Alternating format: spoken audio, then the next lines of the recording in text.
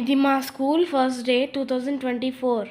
నేను 9th standard, తమ్ముడు 3rd standard. First day అని డాడీ తీసుకెళ్లారు. అదే రోజు డాడీ బర్త్డే.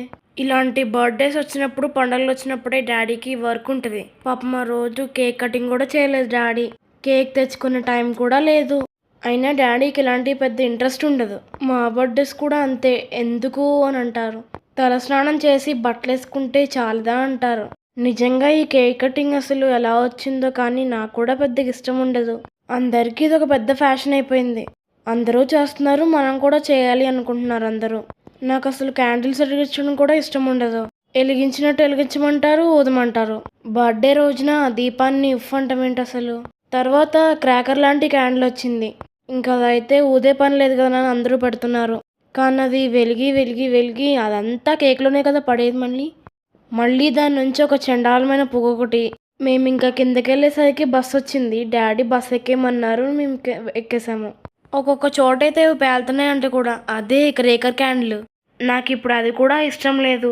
ఎంచక్కా తలస్నానం చేసి దేవుడి దగ్గర ఒక దీపం పెట్టి కొత్త బట్టలు వేసుకొని పెద్దల దగ్గర ఆశీర్వాదం తీసుకొని ఏదైనా ఒక గుడికి వెళ్ళి మనశ్శాంతిగా ప్రశాంతంగా అక్కడ కూర్చొని ఏదన్నా దేవుడు జపం చేసుకొని మళ్ళీ ఇంటికొచ్చి మమ్మీ చేసిన పాయసమో స్వీటో తిని ఆ రోజంతా పేరెంట్స్తో అయిన వాళ్ళతో స్పెండ్ చేస్తే అదే హ్యాపీ, అదే బర్త్డే. నాకైతే ఇలాగే చేయాలని ఉంటుంది. అందరికీ ఇలా చేయాలని ఉండదు కదా. ఒక్కొక్కరిది ఒక్కొక్కరికి ఇష్టం. పిల్లలకి ఏంటంటే పిల్లల్ని పిలిచి కేక్ కట్ చేసుకుంటే ఒక ఆనందం. మా బస్సు బయలుదేరింది. మెయిన్ గేట్ వరకే వస్తుంది, వెంచర్లోకి రాదు లోపలికి.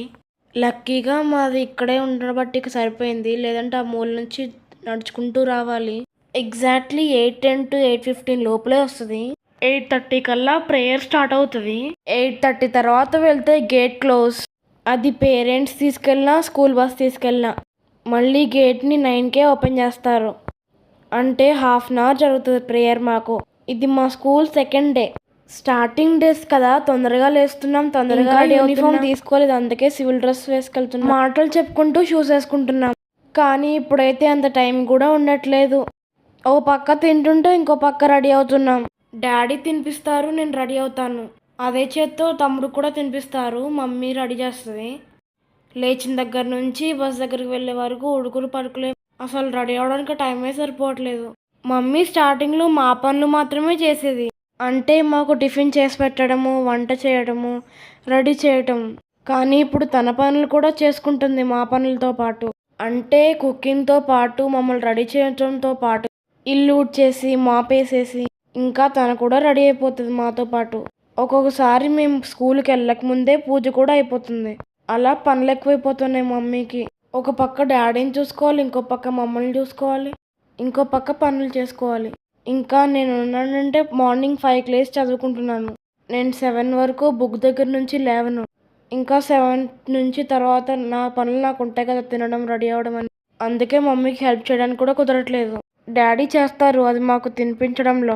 అసలు డాడీకి షూ వేయడం రాదు, సాక్స్ వేయడం రాదు. ఇంకా బట్టలు కూడా మంచిగా నీట్గా వేయడం రాదు. మమ్మీ అయితే పర్ఫెక్ట్గా వేస్తుంది ఏదైనా. ఇప్పుడంటే నేను వేసేసుకుంటున్నాను, తమ్ముడికి వేయాలి కదా. తమ్ముడికి సరిగ్గా వేయకపోతే అసలు నచ్చదు. ఏదో ఒక వంక పెడతాడు, డాడీ కోపం వస్తుంది.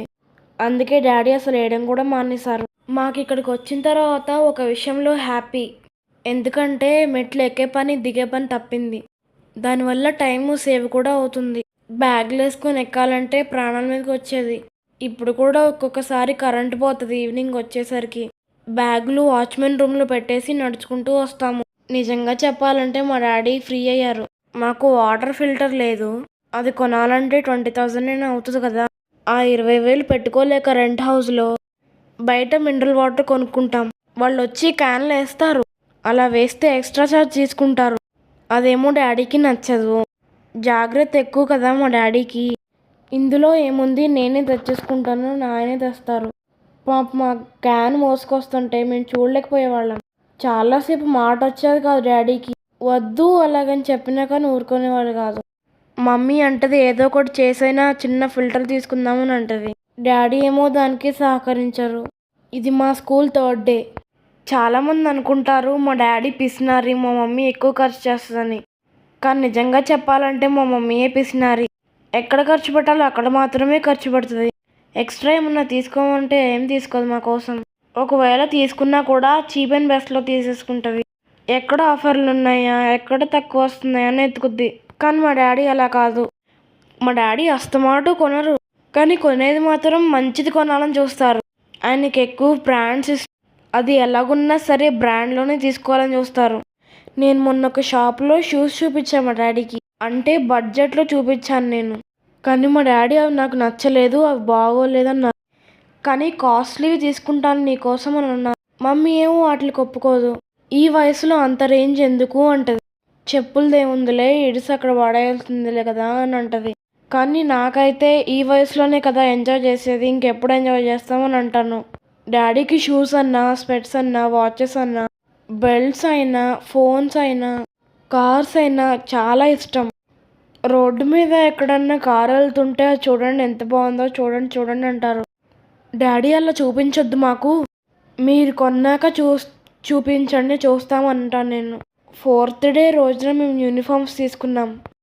2 1 2 2 2 4 2 3 6 2 4 8 2 5 10 2 6 12 2 7 14 2 8 16 2 2 8 16 2 9 18 2 20 3 1 3 3 2 6 3 3 9 3 4 12 3 5 15 3 6 18 3 7 21 3 8 24 3 9 27 3 10 30 4 1 4 4 2 8 4 3 12